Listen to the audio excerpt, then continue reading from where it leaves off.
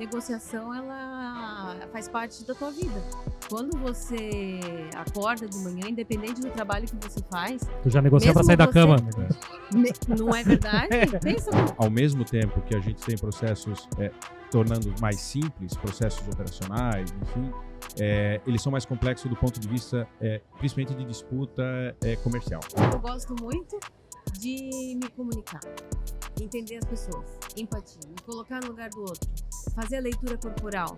Logística internacional, você está vendendo o intangível, você está vendendo um sonho. Quer falar de inteligência artificial? O que tu já fez de inteligência artificial? Nada.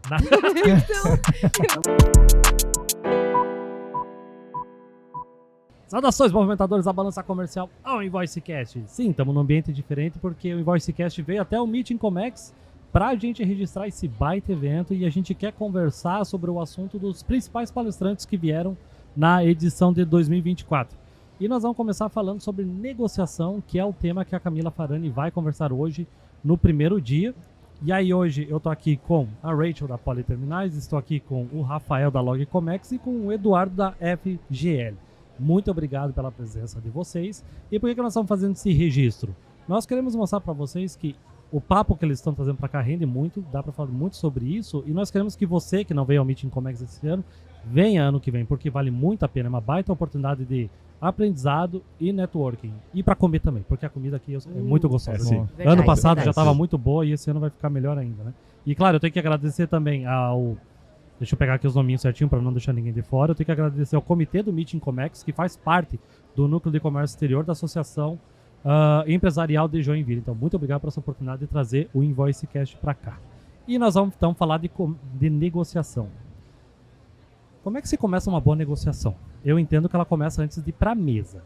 O que vocês têm a dizer sobre isso? Para começar bem, tem que ir preparado, né? Na hora de negociar. Porque a gente pensa às vezes, comprar e vender. Não. Às vezes pode ser até uma parceria, né? Então como é que a gente começa negociando bem?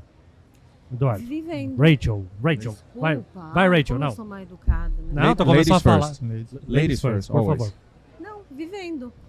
A negociação, ela faz parte da tua vida. Quando você acorda de manhã, independente do trabalho que você faz, Tu já negocia Mesmo para sair da você- cama. não é verdade? Pensa comigo. Então, quando você, independente do teu trabalho, se você trabalha com comercial, se você trabalha com educação, com o que for, você vai ter que negociar tua imagem pessoal. Você vai ter que Também, vender verdade. tua imagem pessoal. Então, viver é uma negociação, se você parar para pensar. É, Então- e negociação não se restringe a compras e vendas, né? Exatamente. Cara, as parcerias, a parte operacional do comércio exterior precisa negociar o tempo inteiro, né? Exato. Vou deixar agora aí com o meu colega Edu. A Rachel introduziu bem e, Jonas, tu resumiu muito bem. Né? Ufa, que bom, não precisa Hoje- gravar de novo. Não precisa gravar de novo. Desde o início do processo hoje de venda até o faturamento financeiro, o operacional, é um processo de negociação constante. Né? O processo evoluiu bastante. Os processos estão, ao mesmo tempo que a gente tem processos tornando mais simples, processos operacionais, enfim, eles são mais complexos do ponto de vista, principalmente de disputa comercial. Aham. Né? Então hoje a luta comercial para o vendedor, o ringue, ele não é só ali na linha, no front de vendas, né? Ele ocorre no dia a dia com venda, com relacionamento, desde o atendimento do telefone. Então, realmente, nesse sentido, o processo de negociação evoluiu muito ao longo dos últimos anos.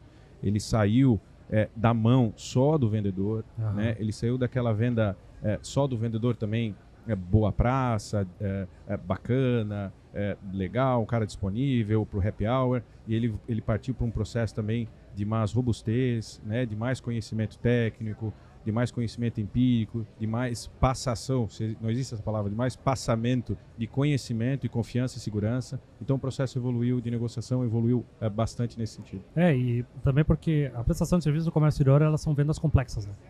E é um serviço complexo. Muito. Então não é incomum para nós que algum imprevisto ocorra no caminho. Pode ser que alguém esqueceu de considerar algum trâmite no caminho, ou esse trâmite veio que não estava preparado, e aí é preciso renegociar, colocar esse novo percalço no caminho para ele ser negociado. E aí envolve, às vezes, a operação, tem que chamar o vendedor de novo, pode ser que afete o financeiro mesmo, Exato. como bem dito, tem que todo mundo conversar novamente, né?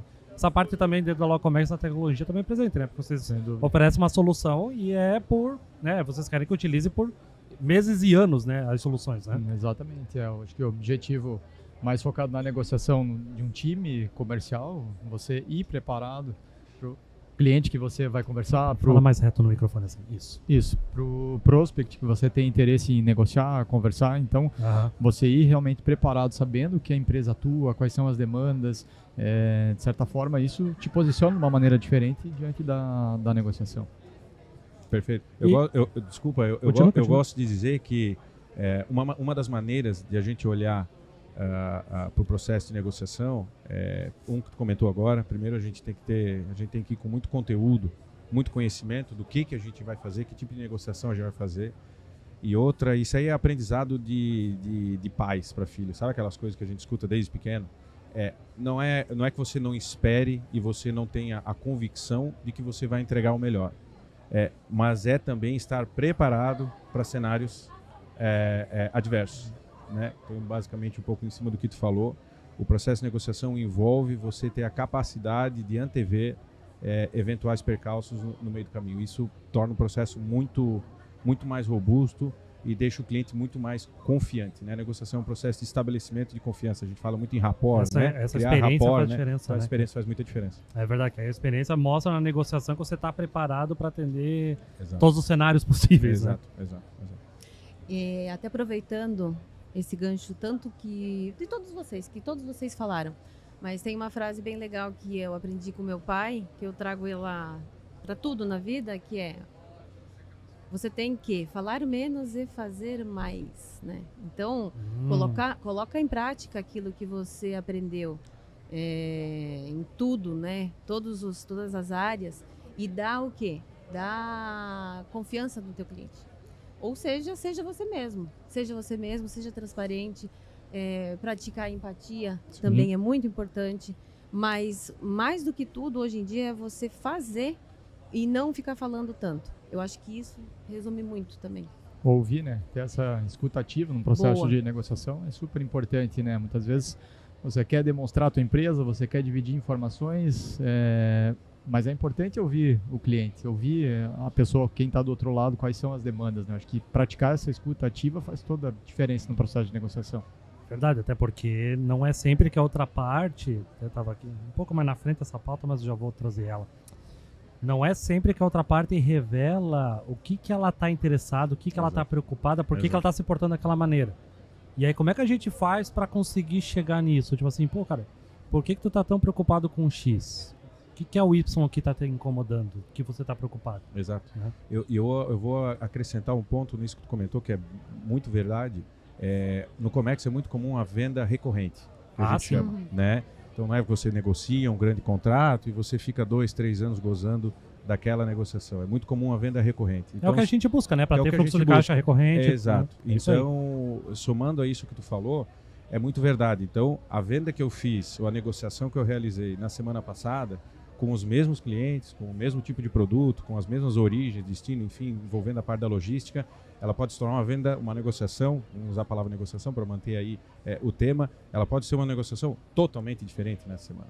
Nós podemos estar falando dos mesmos atores, dos mesmos elementos de negociação, mas a tratativa toma um rumo totalmente diferente, porque o mercado assim apresentou, ou seja, porque você teve um fechamento do Mar Vermelho, você teve uma pandemia, você teve uma guerra em algum partido, um blank sailing, né? Então o processo hoje ele é metamorfose ambulante, parafraseando então o eterno Raul, negociação hoje é um processo de metamorfose ambulante, né? E ele pode ter muitas vezes dores que ele ainda não sabe que ele tem.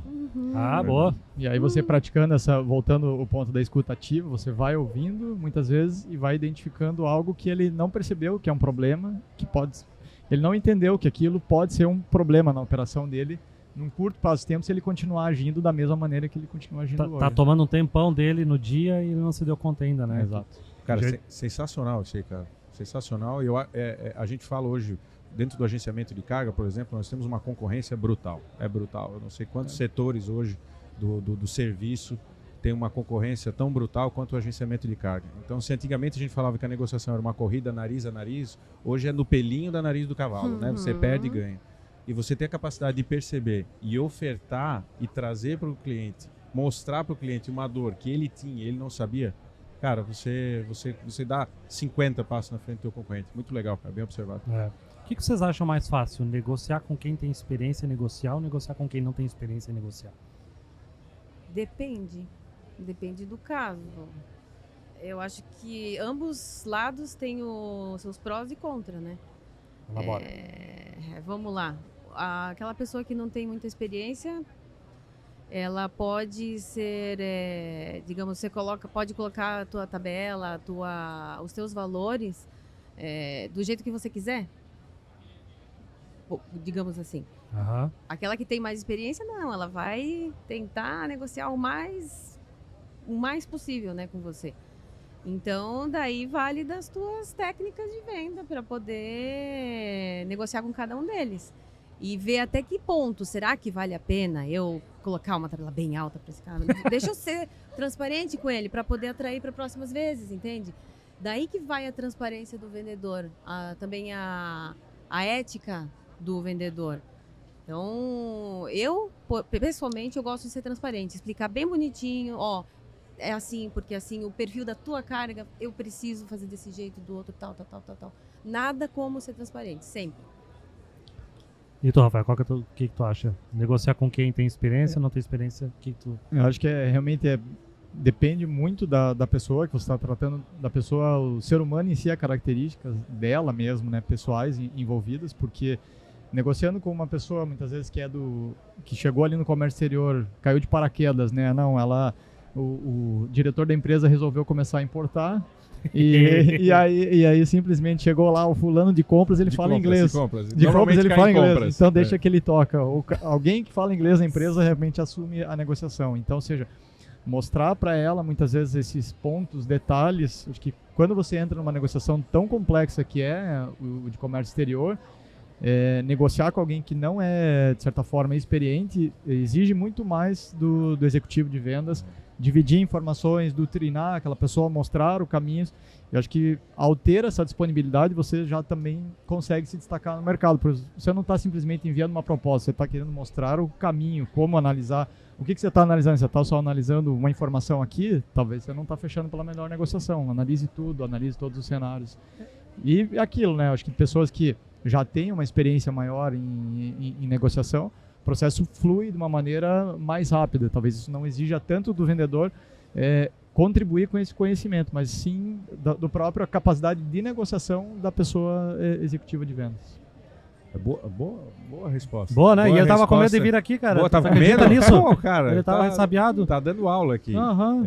Se eu puder pegar um pouquinho o finalzinho desse tema também, eu vou pegar, tu citou ali, para mim, são 21 anos de vendas em logística internacional. Tá bem conservado, hein? Então, 21 anos. Transplante capilar, amigo. Depois eu passo lá. Transplante capilar ajuda bastante. Ajuda bastante. Boa. Para mim, o desafio maior sempre foi quando é negociado pelo departamento de compras, independente da parte, nem vou entrar na questão de experiência ou não, vou entrar no departamento de compras, principalmente quando é uma empresa de produto com pouca aquisição de serviço, e ele está acostumado a comprar produtos gerais e faz a aquisição da contratação do serviço do logística internacional. Esse para mim é um dos grandes desafios, porque há uma conexão ali muito forte com o número. Não que o departamento de logística internacional ou supply chain, enfim, não tenha esse compromisso com valores, tem. Mas o departamento de compras ele tem isso, normalmente são oriundos até da área financeira, né? Sim. Então eles são mais desafiadores. Mas de forma ali, retornando à tua pergunta inicial, se mais ou menos experiência, eu gosto dos dois. Eu acho que com menos experiência, a satisfação, né, de como o Rafael, a Rachel também falou, mas principalmente o Rafael falou, a satisfação de participar do processo de aprendizado daquela pessoa, né? Inclusive isso comercialmente tem muito valor ali na frente, o cliente, muitas pessoas têm esse reconhecimento e dizer que você participou do processo de aprendizado. E quando você lida com um cara fera, para não usar um outro termo aqui mais pesado, não sei que horas o InvoiceCast vai ser transmitido. Palavrões leves não tem problema. Eu não sei que hora vai ser transmitido, mas então vou a manter pessoa fera. Foda não tem problema. Foda. Não tem problema, pode ir. Eu acho tesão pra cacete também, porque ele eleva a tua régua e tu sai da tua zona de conforto, de aprendizado, tu fala, puta, para eu virar aquele negócio lá, eu vou ter que ser muito bom. Então você se prepara mais, você pesquisa mais, você faz sua oração antes de entrar na sala de reunião e realmente tu sai de lá quando você vende, né, você negocia com um cara de altíssimo nível, o nível de satisfação quando você sai daquela sala é brutal. É gol em final de Copa. Eu tenho a impressão que assim, a pessoa que não é experiente, ela é 880 também, porque se ela confia em você, provavelmente essa negociação não vai demorar. Mas se ela não confia em você, eu acho que vai realmente, como o Rafael disse, vai dar muito mais trabalho até você mostrar que você está tentando ser transparente, explicar cada um dos detalhes. Verdade. Se a pessoa tem transparência, digamos, no exemplo nosso aqui no comércio exterior, beleza, o negócio vai fluir rápido. Mas quando a pessoa não tem quando ela não tem experiência em negociação, aí pode ser que ela entre sem objetivo, né? Verdade. Tipo, tu tá aqui só pelo preço? Pô, cara, Verdade. aí não vai ficar bacana, né, cara? A gente sabe, cara, comércio exterior é caro, porque o frete influencia no preço nos impostos de importação, tudo, mas a gente sabe disso. Mas não é só por preço, né, que a gente quer conversar. A gente quer, às vezes, também negociar também para resolver problemas, como o Rafael muito bem disse, né? Trazer uma solução que a gente nem conhece ainda, né? Até porque não raro, a pessoa, vamos botar assim, de menor experiência, normalmente é nova na empresa ou no departamento, recebe como missão a redução de custo.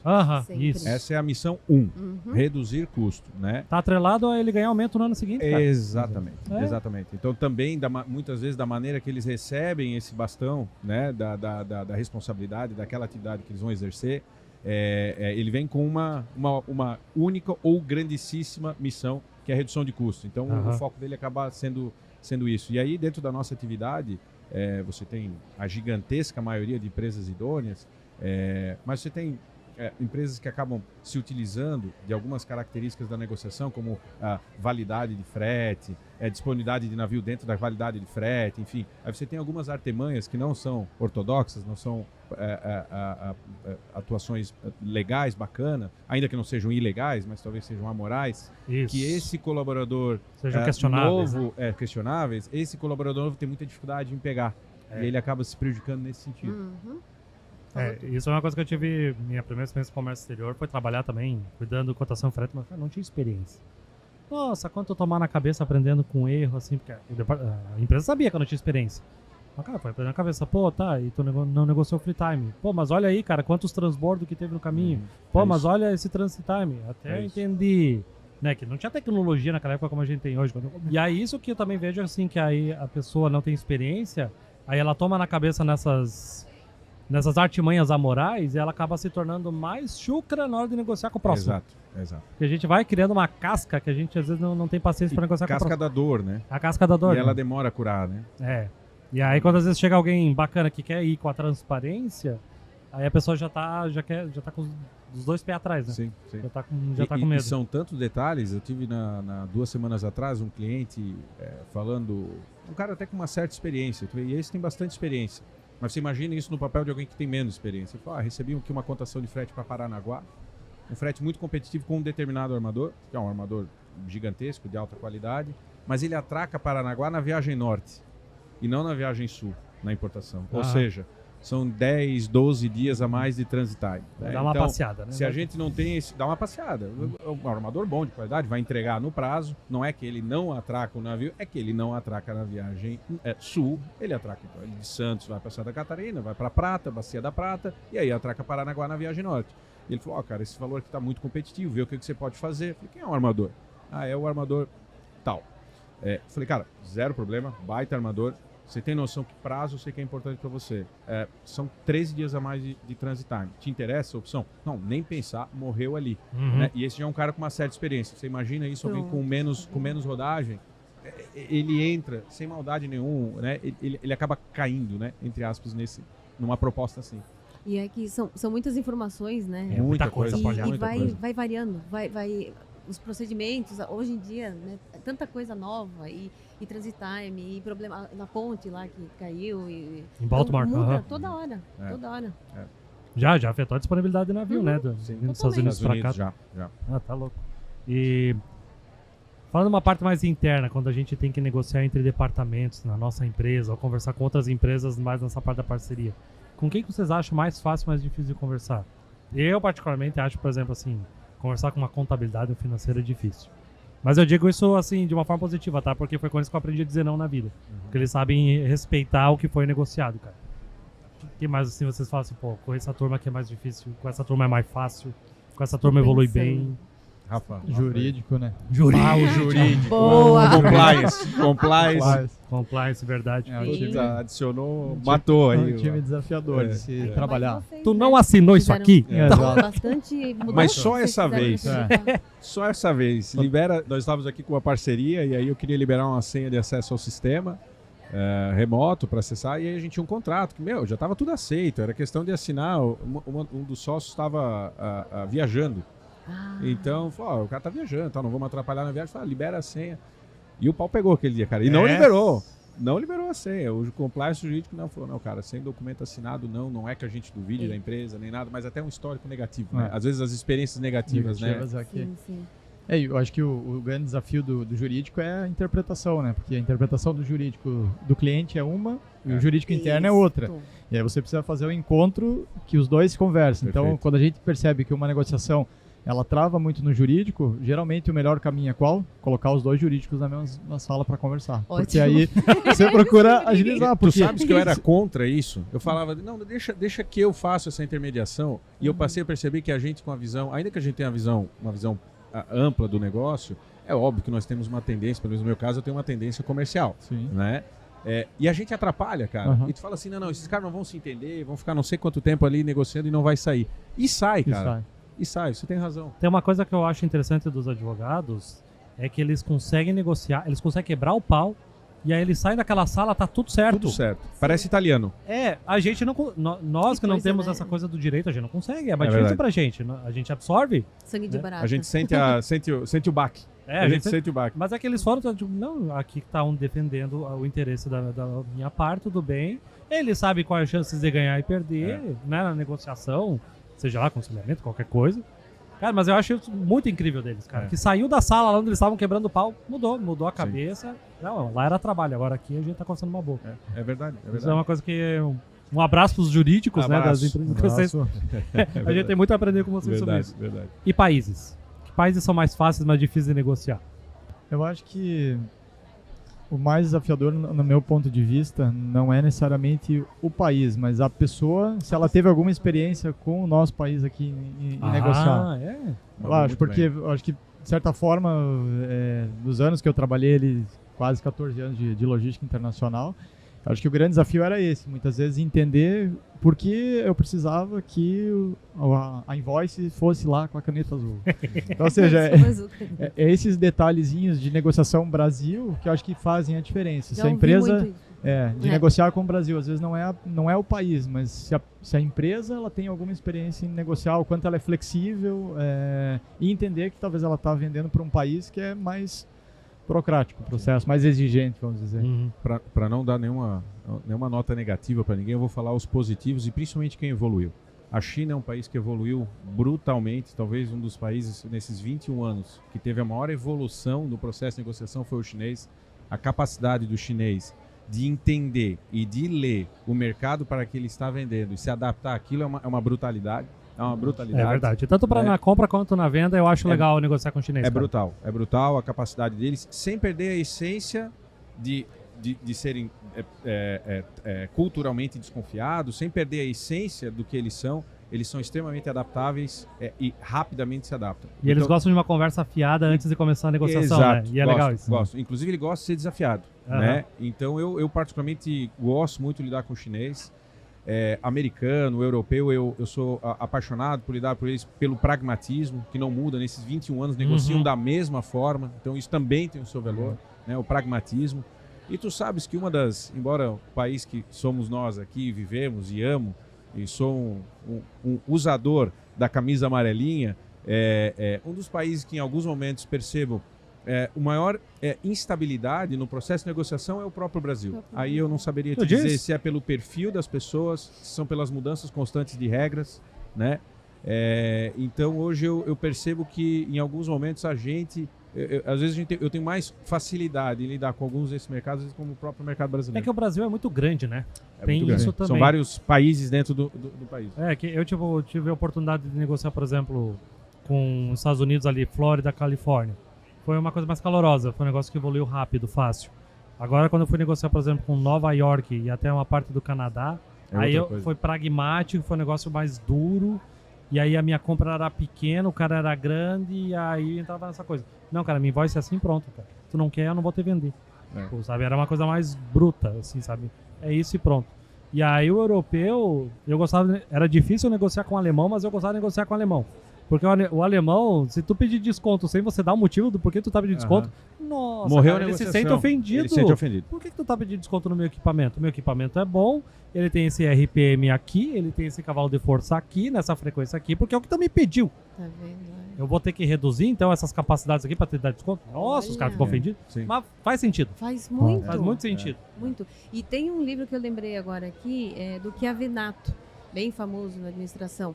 Eu não me lembro o nome do livro, mas é uma bíblia, assim. Ele fala sobre negociação em vários países.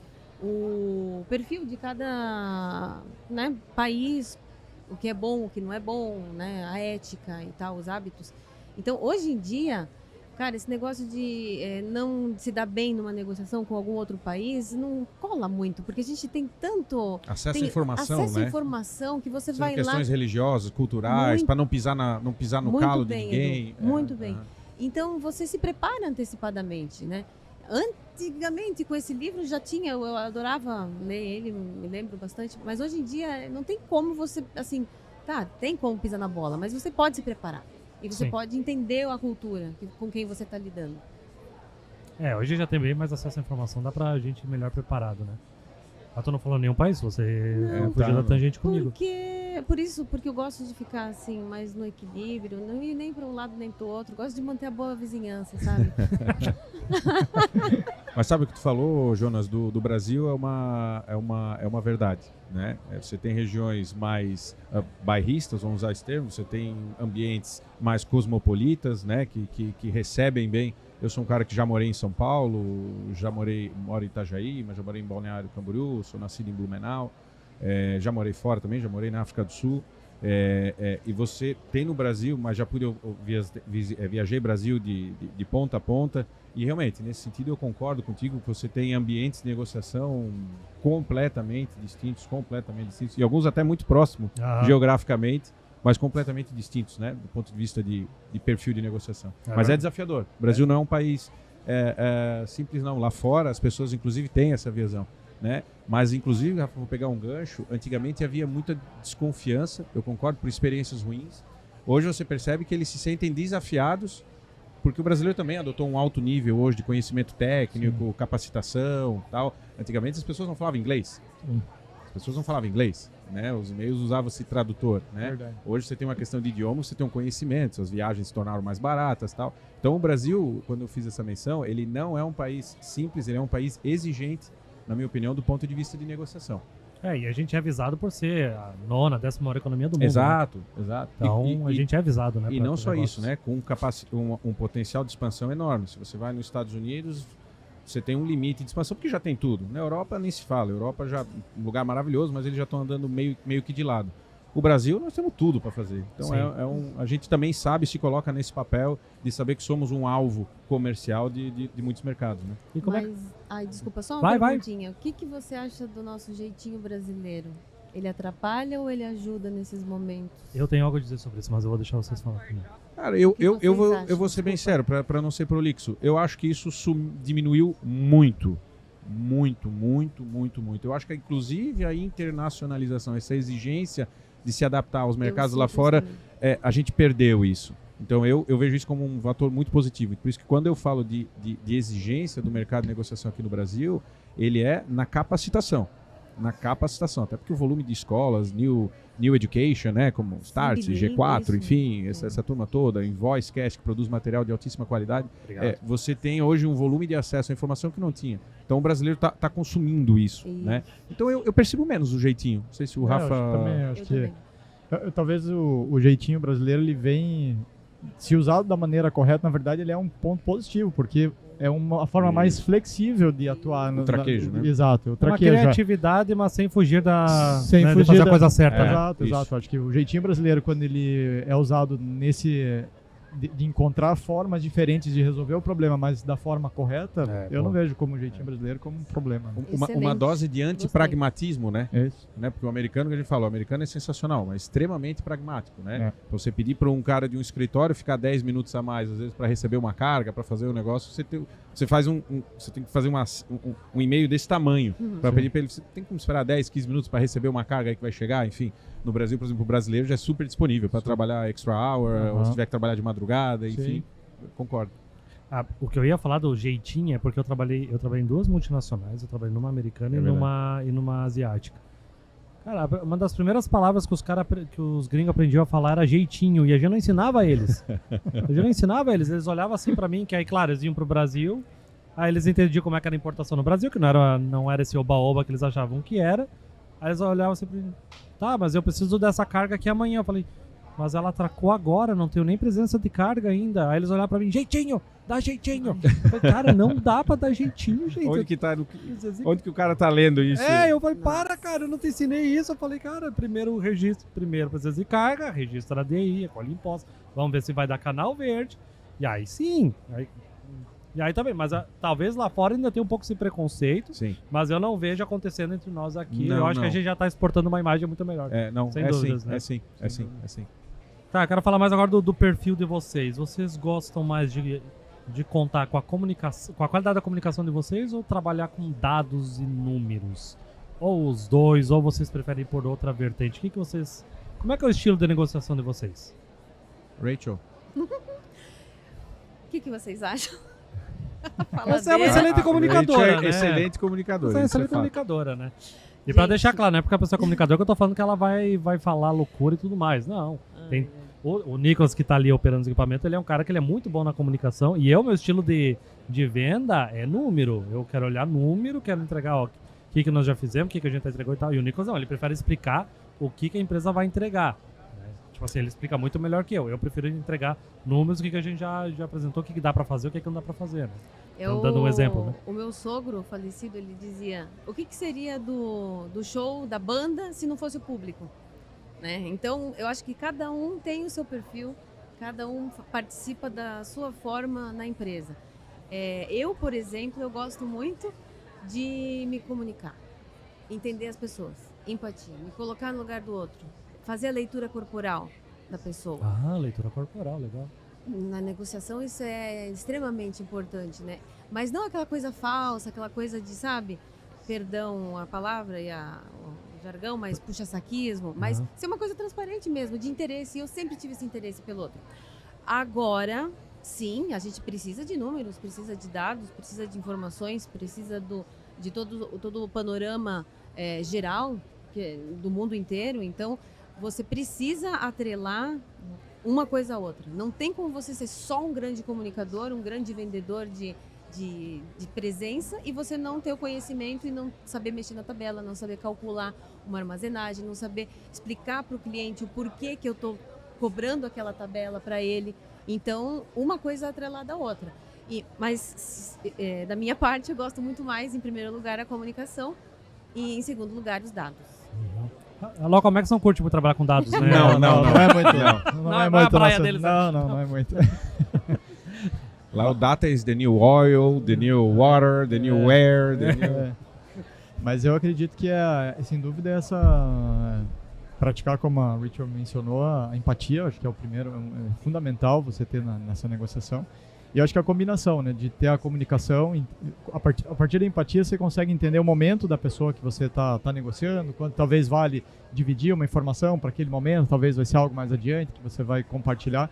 E tendo esses dados, né, você tendo os dados, você sabe pontuar aquilo que vai ser importante para aquele momento, trazer sempre estar muito bem informado, não só de dados do mercado, mas dados do que está acontecendo no mundo, né, de maneira geral.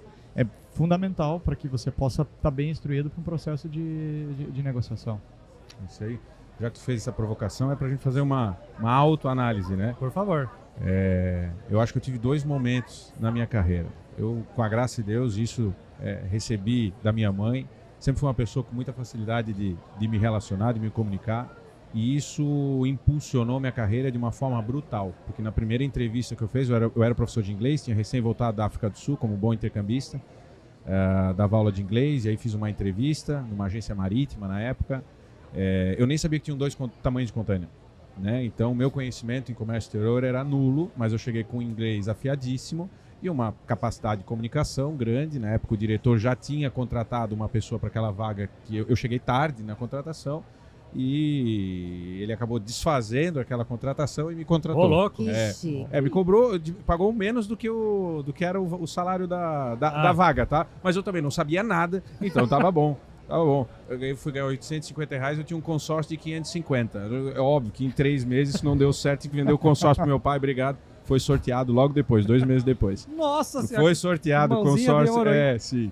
Então, eu trabalhei basicamente com comunicação, vamos botar assim, 21 anos, pelo menos 10 anos da minha carreira, era 95% comunicação. E eu tinha pavor de dados, cara. Pavor de dados. Minha cabeça era... Eu não sei, eu tinha uma dificuldade muito grande de processar dados. Quando eu aprendi a processar dados, cara, e vi que dava para fazer 3 vezes o que eu fazia, 10 vezes o que eu fazia, com metade do esforço, eu falei, puta, cara, que burro, cara. Como eu demorei. Quanto tempo que eu perdi, né? Quanto tempo eu perdi. Então eu traço essa linha, e foi mais ou menos 10 anos quando eu me entreguei ao dado, e aí eu percebi que essa característica pessoal de comunicação, de boa relação, de estabelecer rapport, empatia, como a Rachel comentou algumas vezes, e tu acrescenta dado a isso, puta, cara, é a receita. Então eu tive 2 momentos nessa carteira, na minha carreira. Hoje eu posso dizer que eu trabalho com as 2 coisas praticamente em igualdade, mas também se adaptando, voltando ao início lá, na negociação.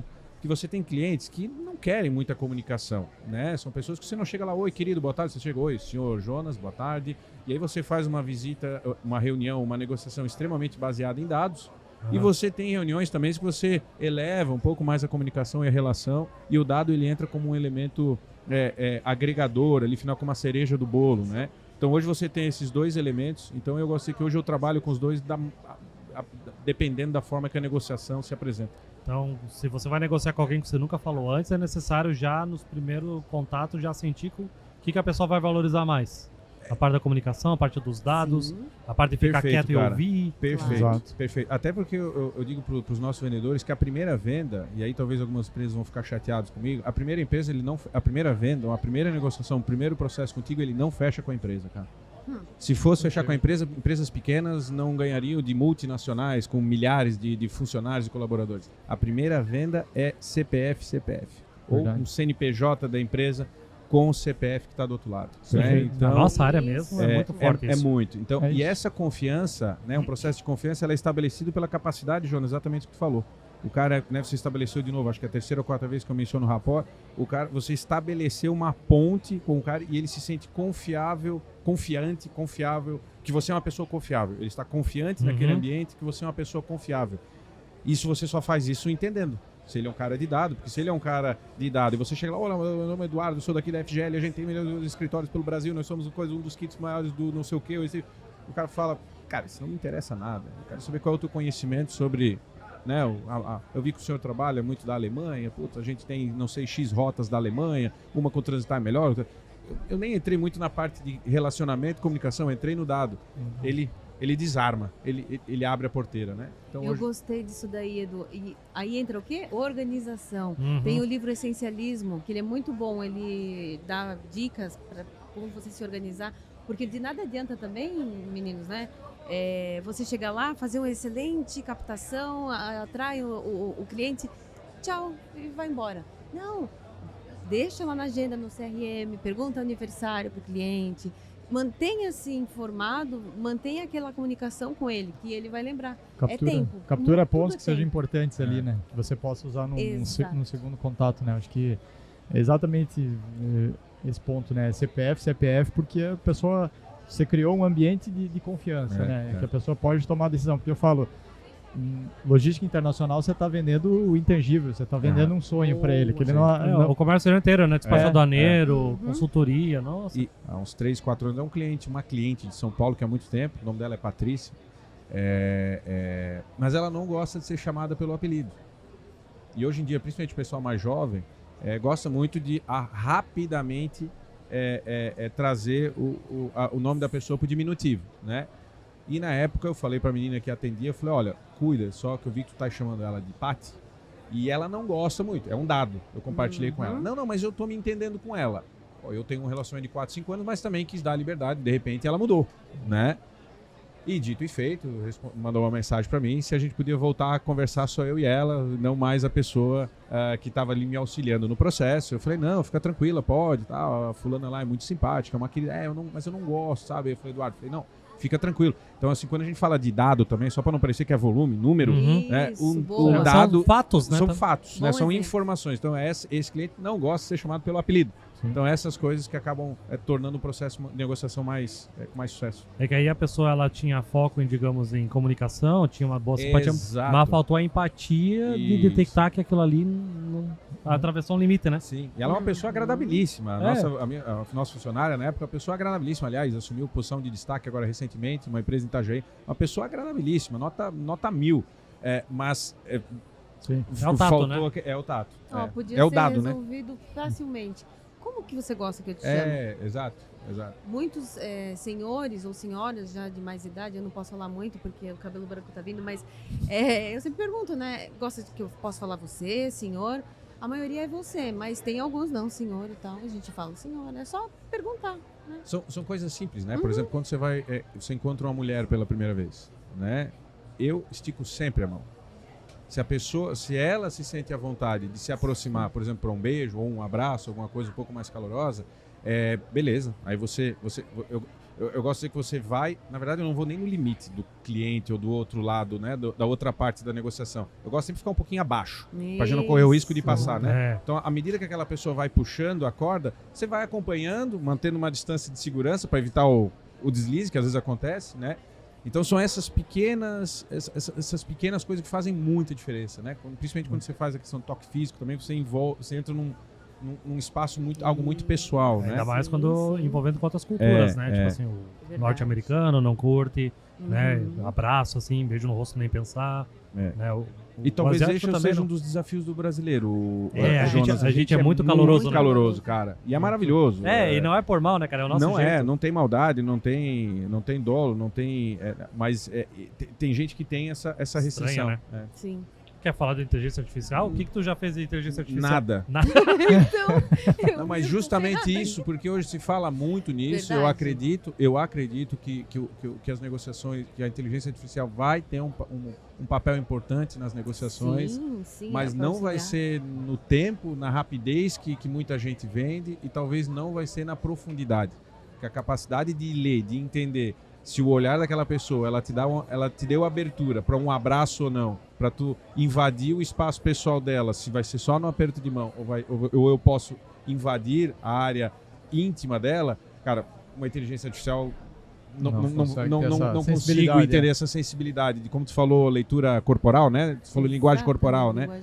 De tu perceber que aquela pessoa ela fez um movimento, ela se abriu para você fazer um movimento, um cumprimento mais caloroso, né? Inteligência artificial é um negócio maravilhoso, eu não tenho conhecimento aqui, o Rafa talvez com certeza muito mais do que nós, mas eu tenho dificuldade de entender, de perceber a inteligência artificial indo tão profundo nessa capacidade de ler, por exemplo, Na questão de uma negociação, linguagem corporal, sim, essa no processo de sim. negociação. O que eu já tenho de experiência, inclusive, que eu faço, às vezes utilizando um chat GPT da vida, é que, por exemplo, assim, você pode... Exemplos, né? Você pode pegar uma conversa de WhatsApp, você pode pegar, por exemplo, uma conversa de e-mail, tu pode jogar isso no chat GPT, tem que tomar cuidado com as informações sensíveis, né, da empresa e tal. Aham. Corta isso, e aí você pode começar assim, ó, chat GPT, eu tenho a impressão que esse cliente está preocupado com X. O que você acha? Ou tu pode pedir assim, de tudo que foi conversado, o que você acha importante de eu tratar pessoalmente?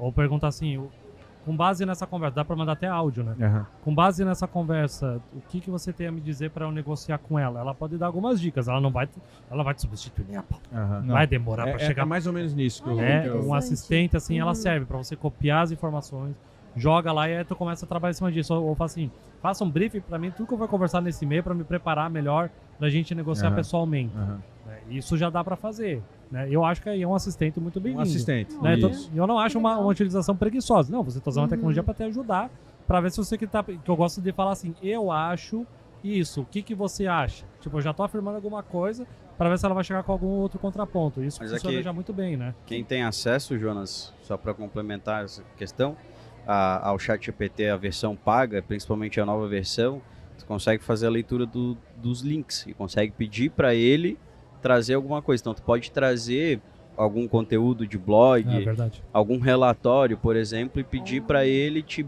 brifar, te resumir pontos interessantes daquela conversa em comparação com aquele especialista para que ele se comporte daquela maneira e te traga alguma coisa parecida. É. Aí, óbvio, né? É o que a gente sempre fala lá na empresa.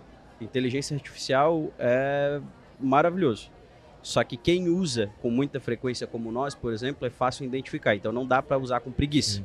Então tem que usar com inteligência, porque quem tem o costume de usar diariamente, como a gente, por exemplo, utiliza não só o GPT, outros, é muito fácil identificar. Sim, sim. É muito Mas ele tranquilo. precisa de uma base comparativa, né? Mas tu Ele precisa- tem ele não é precisa de não- uma base... Não só pra fazer uma comparativo, tu análise. precisa de uma base sólida. Tu De uma precisa base de alguma sólida. coisa que tu vá na internet, vai lá num SEO bem ranqueado, em uma página que de uma pessoa que tenha relevância, que tenha autoridade, e pede para que ele traga pontos daquilo para ti, diante do que tu tá vivendo, ele vai te trazer um... Eu vou dar um exemplo bem mais presente no comércio exterior. Sabe quando fazem assim, te adicionam no e-mail, só escreve assim, PSC, para seu conhecimento, seu for your conhecimento. information, for your action, não sei o que. Aí tem aquele e-mail gigantesco. Cara, se tu pegar esse e-mail, jogar lá e pedir assim, cara, faz um sumário de bullet points, o que aconteceu aqui? Ele já dá uma ajudada, entendeu? Isso é Então, legal. né, Eu acho isso que ajuda aí é pra legal. caramba. Eu acho que isso é legal. É, mas como eu acho que disse isso é e legal. repito, não coloque informações sensíveis de empresas lá dentro. Claro. Sim. Que a gente que tá evoluindo muito o negócio, a gente não Sim, sabe. Já sim, aconteceu alguns sim. tipos de vazamento, então Certo. toma cuidado com isso. LGPD Mas vale- mandou um abraço. LGPD manda um abraço, né? Então toma cuidado com isso. É. Mas é um tipo de coisa que já dá pra fazer. Algo em tempo real ainda não. Mas tá evoluindo de uma maneira muito sinistra, até porque uma pessoa próxima de mim, que o Nicolas sabe quem é, mas eu não posso falar, tava me contando, por exemplo. Sabe quando você vai abrir uma conta em algum lugar, você tem que tirar aquela foto segurando Sim. tua CNH? Já tem gente usando inteligência artificial fazendo deepfake Putz. das pessoas. Cara, então... Aí que E tá. tem coisa passando, cara. Aí Então que assim, Nossa. ela tá evoluindo pra um lado mal também, tem utilização boa. Mas pra você ver como a gente tem que tomar cuidado. Sim, Cara. verdade. Totalmente. Teve aquele caso em Singapura, né? Não, Hong Kong acho que foi. Que fizeram uma reunião falsa com o cara do financeiro, fez o cara do financeiro transferir grana pra umas Sim, contas. Sim. Acho sim, que foi Hong sim, Kong. Acho sim. que foi. E aí não era. Era uma inteligência artificial alterando o rosto da pessoa na reunião online. Aham. Nossa. Mas a gente tá fugindo bastante do assunto, eu, né? eu ia falar isso agora. Eu vou deixar a minha contribuição para dois motivos. Eu acho que, como alguém que acompanhou aqui, eu vou pedir para que a gente encerre com...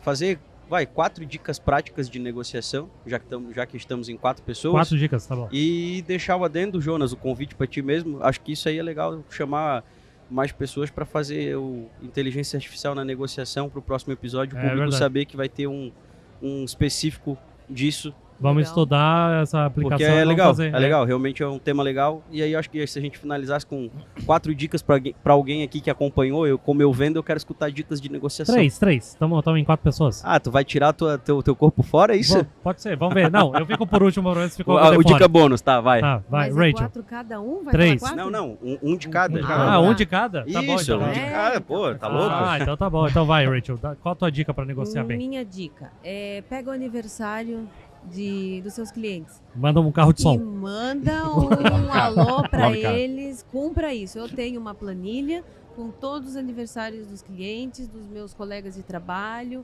e no dia do aniversário eu mando e-mail, eu mando WhatsApp.